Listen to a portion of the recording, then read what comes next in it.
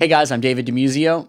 And I'm Steve Cook. This is Hair Loss Hope. And Asim Alamzi wrote a question for us and he said, "Hello, David. Thanks for your insightful information." You're welcome, Asim. Please, we want a video on why you choose FUT over FUE hair transplant. So, this is a subject that Steve and I have talked about in a few other videos over the years, but we thought we'd do an update to this to answer Asim's question.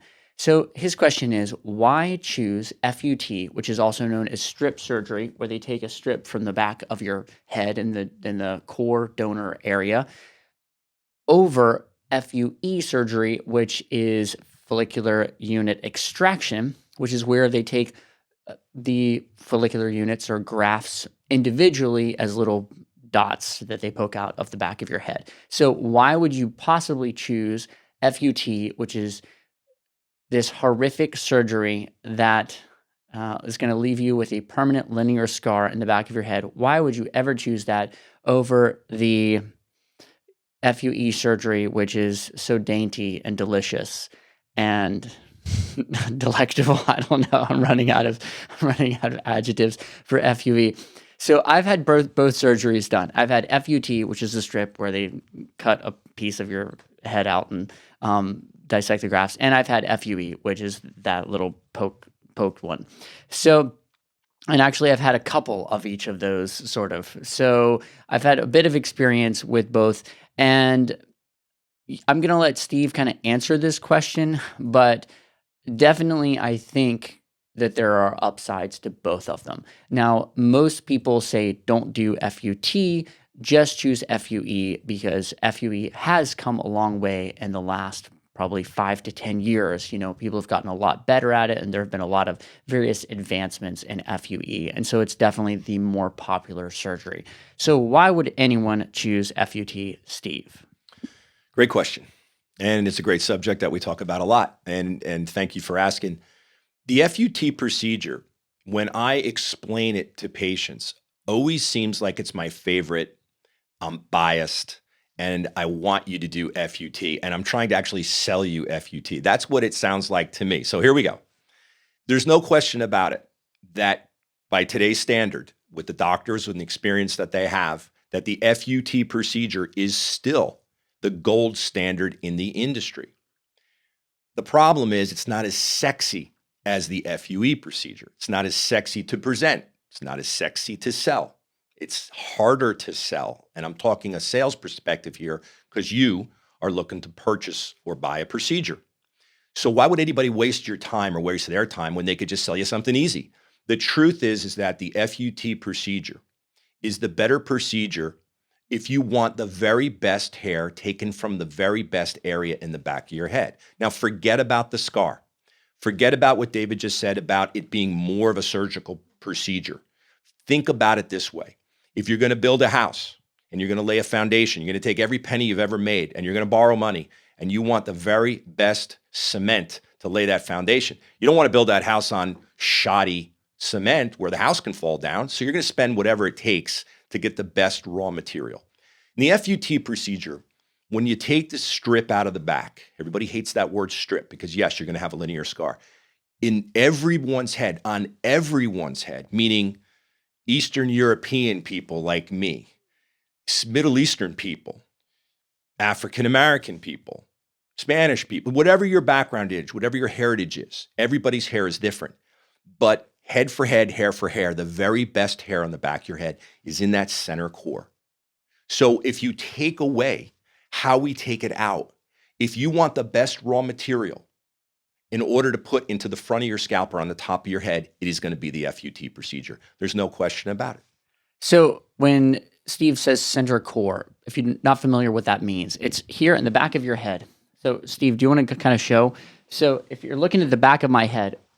So there's a little bump right here. It's called the occipital bone.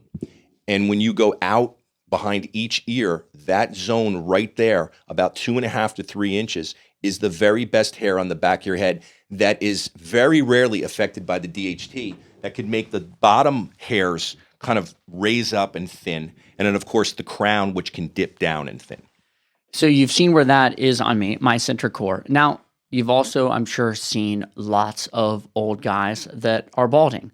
And you'll notice that on most all of them, there is that one spot, even the ones where they've started, receding upwards and receded downwards. On almost all of them, there is that one little strip that is still very, very strong. And so that is the strongest, best hair that you have on your head. And that has the least chance of miniaturizing over time. It's the thickest hair. It's the best quality materials, as Steve said. In order to get the most of the best materials out of your head, doing an FUT procedure achieves that, because the only hair that you're actually taking from your head is exactly in that center core if it's done correctly. Now, there are other surgeons that go outside of that center core, and that's not appropriate, and they shouldn't be doing that. But in that center core, that is really the best material that you have to build, your house or the top of your head and your new hairline with. All of that material is taken with FUT.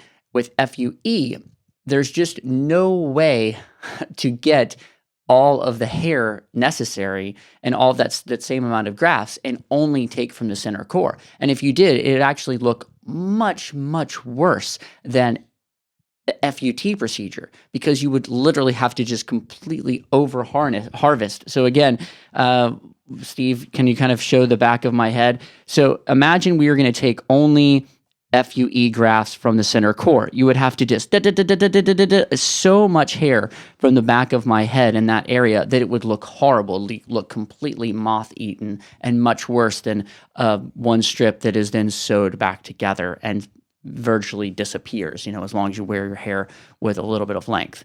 So yeah, that's kind of the concept. That's why you would want to do FUT over FUE, is better materials to work with. There are also a couple other reasons, so I don't know if Steve will go into those. Sure. And then if you take exactly what you just said with the raw material being the best, the concept is that you're going to meet in the middle. That's where you get the scar from. You're going to bring the skin together.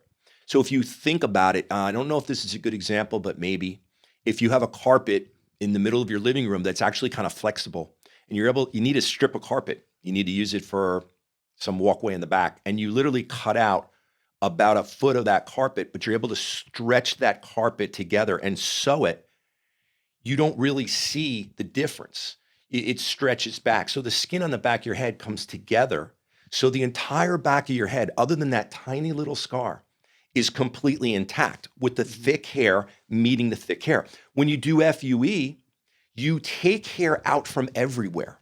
Not only, based on what we just said, do you take some poor hair up here and some weak hair down here and some not so good here. And yes, you get some center core hair, but not a lot of the center core hair.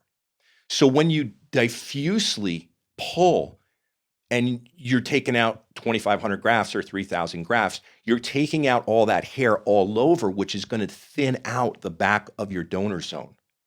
And that is not good when you compare it to what FUT can do. Now, most of the viewers or most patients are going to choose, if they're younger especially, are going to choose the FUE because they don't want to have that line. So they're driven to this procedure specifically because they don't have that line. And I understand that. But it's in a perfect world, if you think about it, if FUE was everything it's cracked up to be, especially online through promotion and marketing, would there be any doctors in the world that would ever take another strip?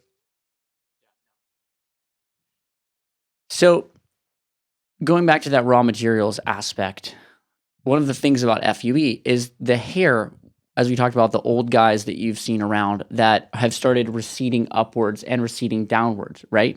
So some of those guys, I mean, I know my grandfather, for instance, he receded upwards really far. I mean, he basically was bald. Like anything below that center core fell out for him. So he actually receded upward almost worse than he receded downward. He had a little bit on top of his head, but it was like he really receded upwards badly.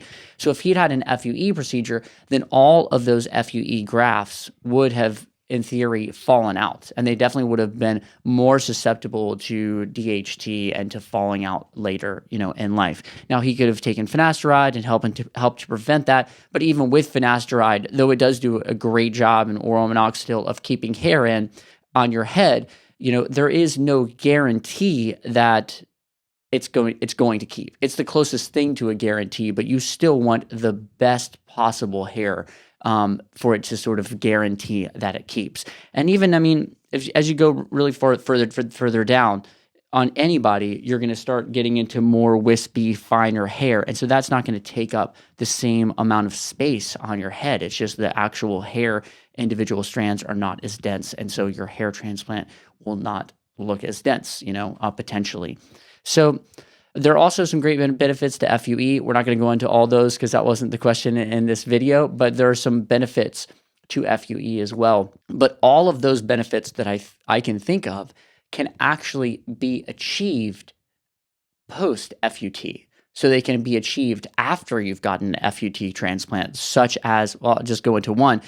The finer hair can actually be used to help create an even better, finer hairline potentially, because it's more sort of fine hair, like is naturally in the hairline, could later be used to achieve an even finer looking hairline if that's something that you really felt was important. But that can always be done after the fact. So hope this helps answer your question. If you've got any more, please leave them in the comments below and we'd love to get to them. Hey, what's up guys? I'm down here performing at Maho Sinesta Beach Resort here in St. Martin, and I brought these right here with me. These were made by my friend Brian, who I went to Brazil with last summer, and these are his hair fibers. He did a ton of work trying to find the best formulation of hair fibers, and this is actually a video right here. This is real time, 27 seconds, including him putting it on, patting, combing, everything. 27 seconds.